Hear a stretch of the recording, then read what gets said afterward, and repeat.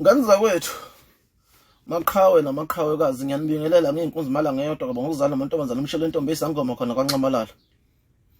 Usekhulumileke umjosti umhlelo omcimbi bafowethu useshilo wathi phelelana eThekwini kwiGoduka Maskandi Festival. Ingomhla ka-4 Disemba bafowethu sisize sithenge amathikithi bazobe bekhona abaculi abaningi bafowethu uzobe kuxishiwe impela bafowethu kusukumane ningayiphuthiseli ngomcimbi omkhulu kangaka eThekwini kade nanufuna neCovid ngenhla bafowethu. Sesifikile ke isikhathi manje sithola amathikithi ethu. Nikukhulekele nokuthi inkunzi malanga ingene kulo mcimbi.